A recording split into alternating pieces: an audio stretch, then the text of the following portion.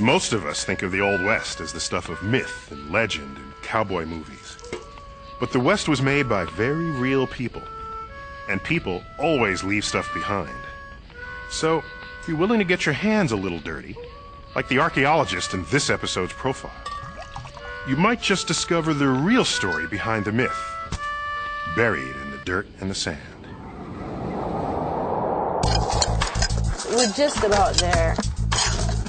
And this just might be a little deeper. Yeah. Or perhaps it might go down even on the... Julie Schablitsky is an historical archaeologist with the University of Oregon. Look, I'm a shot putter. She's not afraid to get her hands dirty as she digs for the truth. Literally. Ooh, looks like an alcohol bottle. Each archaeologist that goes out to a site is looking for a story. It's a crown cap, though, so... What's the middle mark? Is that CG together? I can date that here. A story that will tell them something different about the people who used to live there. What's the base of the bottle say? An S? Something that hasn't been known before. William Franzen and Son, 1900 to 1929. Yeah, I saw that. Milwaukee, Wisconsin. So the Holy Grail isn't necessarily an object, it's a story. Julie brings her passion for her science to what was once the site of a 19th century Chinatown in John Day, Oregon. That's where she's trying to tell the story of the thousands of Chinese laborers who came west in the late 1800s. The Chinese were instrumental in building railroads, they were instrumental in mining. They made shoes, they were cobblers, they cut hair, they were servants in people's homes, they were cooks. Like all immigrant communities, you really build a country on their backs. Yet, there are almost no written records from or about the Chinese of that era. You don't see them documenting their life in journals, and very seldom do you find even letters that went back and forth between them and their families. So you have this gap of what it was like to be Chinese in 19th century America. Oh, yep, it's a single dose medicine bottle. It's Chinese. Chinese, definitely Chinese. And what archaeology can do is it can fill in those gaps, it can give the voiceless Chinese that voice. Julie's love of archaeology started very early. Her first digs took place on the gravel driveway of her Minnesota home where she grew up. By the time she was 7, this self-assured second grader was telling her classmates she had found her life's calling. Back then, when I thought about archaeology as being a lot of the gold idols with the ruby eyes and mummies and things from faraway land, and I never really realized that archaeology could be in your own backyard. An idea that grew, along with her, through elementary school into high school. Even the poster on her bedroom door was of an atypical rock star. Ramesses II is not the average teen idol, but I found him quite interesting. Today, her interests have gone beyond the idols and icons, and even the physical artifacts themselves. We found a coin purse. Oh my gosh, sure enough. The bottle that you could pick up, the arrowhead that you could hold in your hand and think that, wow, someone made this. That's what really grabbed my interest. But what held it was that when I began to put those artifacts together and tell a story, that was really important. And that's exactly what Julie helped to do on a headline-making excavation involving one of the great and gruesome stories of the Old West, the story of the Donner Party.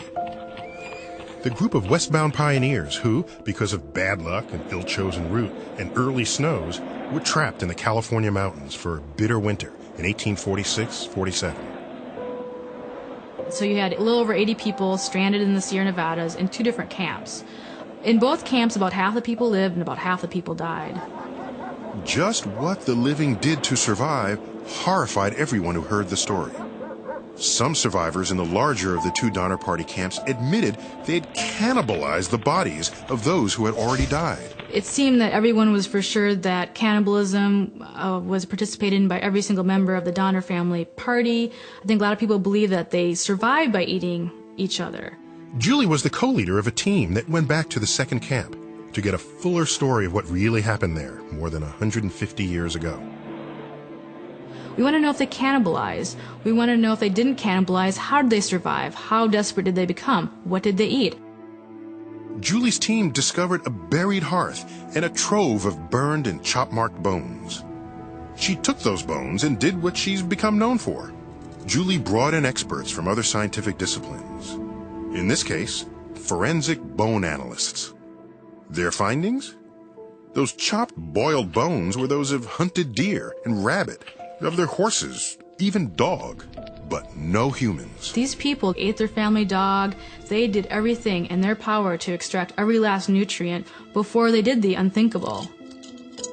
Thanks to Julie and her team, about half the Donner Party members at the second campsite were exonerated, correcting the sensationalized stories of the entire Donner Party quickly resorting to cannibalism. It looks like only several people did participate in cannibalism, and not to the very, very end of their entrapment.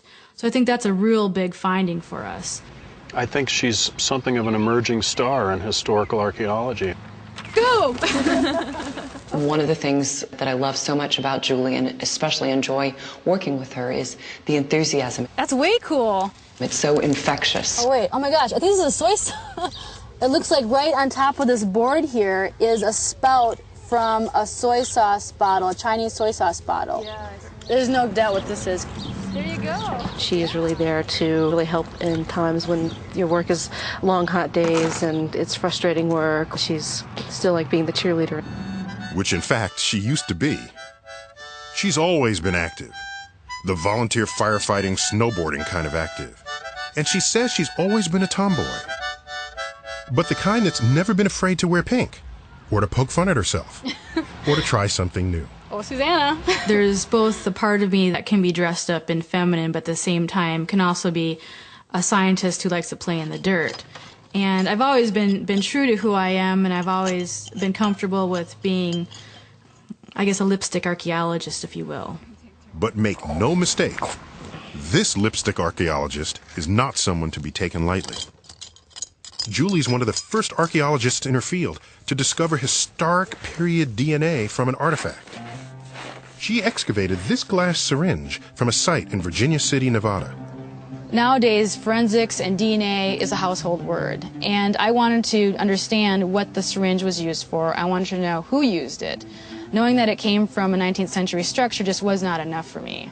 DNA tests revealed that at least 4 people had used the syringe to inject an opiate, most likely morphine. There were both men and women that used that syringe, and perhaps one of those individuals was from African descent.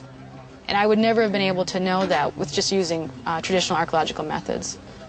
And one thing we're not finding is there are no women's personal items, and that's because we're in a bachelor culture, really. She's really good at interpreting history for the public. We have to share our findings with them and make it interesting, not just blasé. This came all the way from China back in the late 19th, early 20th century, and it's either from a food storage jar or... My goal as an archaeologist is not just to dig up the artifacts, put them in a bag, and put them in a museum somewhere, but to get that out to the public, people that have an interest in and who was here before them. Julie Schablitsky's commitment to her science is driven by her passion to understand the past, to reconstruct history, one artifact at a time. Even little bits and pieces from a Chinese trash pit. This is excellent preservation. Or DNA from a syringe can be brought together to tell a bigger story. I feel good. That's a nice complete piece. And you guys Julie even married an archaeologist, Bob Nyland, an underwater archaeologist with the U.S. Navy. He's water, I'm land. So he shares my passion. If you really have a drive for something, a desire, this passion that is inside of you, don't ever think, oh, I can't do it. I think it's very, very rare that people take a passion that they have and turn it into a profession. But I think it's completely possible.